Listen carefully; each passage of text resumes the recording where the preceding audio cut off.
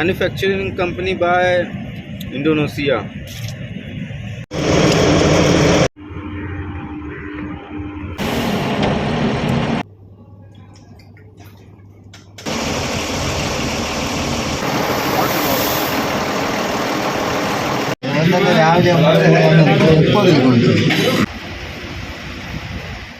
டியூட்டிக்கு போகிறதுக்கு முன்னாடி பிரேக்ஃபாஸ்ட் வந்து என்றைக்குமே சாப்பிட மாட்டோம், என்னைக்காவது தான் சாப்பிடுவோம்.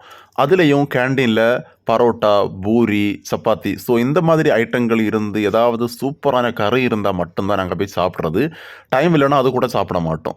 ஸோ சேல்ரி வந்ததுக்கப்புறம் என்னைக்காவது ஒரு நாள் நெஸ்டோ மாலில் போய் ஒரு பேக்கெட் பிஸ்கட் வாங்கி வச்சுருப்போம். அந்த பிஸ்கட்டை தான் காலையில் சாப்பிடுவோம்.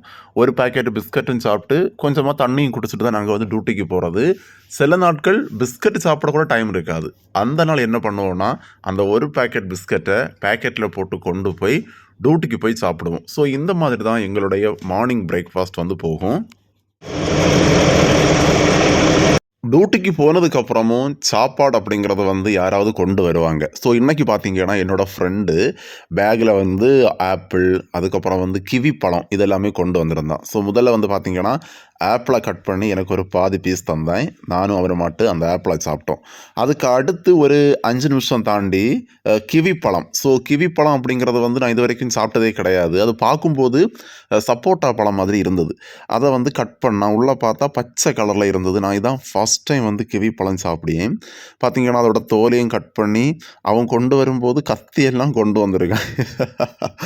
கத்தி பழம் எல்லாம் ப்ரிப்பேர்டாக தான் வந்திருக்கேன். ஏன்னா சில நேரங்கள் பசிக்கும். காலையில் வந்து யாருமே அதிகமாக சாப்பிட மாட்டாங்க. ஏன்னா டைம் இருக்காது. 6:45 பஸ் வரதாலே யாருமே சாப்பிட மாட்டாங்க. எல்லாருமே கொண்டு வருவாங்க. சிலவங்க வந்து சாப்பிடாம வருவாங்க. ஸோ இந்த கிவி பழத்தை கட் பண்ணி தந்தான் எனக்கு. அது ரொம்பவே வித்தியாசமான டேஸ்ட்டாக இருந்தது.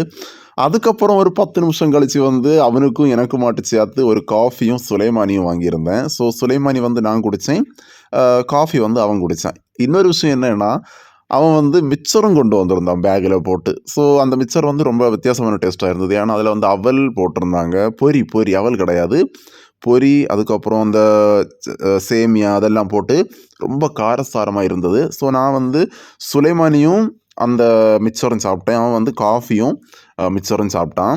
ஒரு முக்கியமான விஷயம் என்ன அப்படின்னா, நீங்கள் இப்போ தான் முதல் தடவை நம்ம சேனலை பார்க்குறீங்கன்னா கண்டிப்பாக சப்ஸ்கிரைப் பண்ணிவிட்டு பாருங்கள். ஏன்னா நிறைய வித்தியாசமான வீடியோஸ் எல்லாமே நம்ம சேனலில் இருக்குது.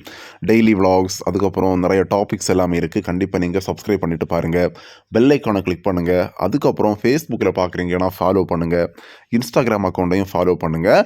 ஸோ நாங்கள் 2 பேரும் ஏதாவது பேசி காமெடி அடிச்சுட்டு சாப்பிட்டே இருந்தோம். ஏன்னா இன்றைக்கி எங்களுக்கு ஒர்க் வந்து ரொம்ப ஈஸியாக இருந்தது.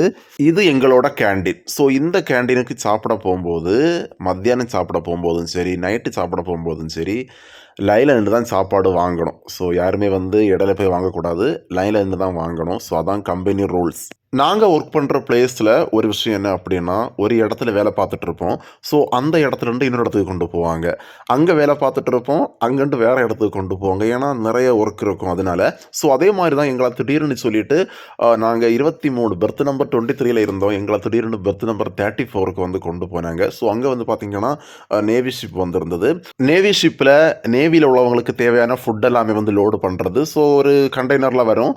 அதை வந்து கிரெயின் மூலமாக நம்ம வந்து உள்ளே வந்து லோட் பண்ணி விடணும். ஸோ அதான் வந்து வேலை. அந்த வேலை முடிஞ்சதுக்கப்புறம் நமக்கு வந்து சோடா தந்திருந்தாங்க. இந்த சோடா வந்து பார்த்திங்கன்னா ரொம்ப வித்தியாசமான டேஸ்ட்டாக இருந்தது.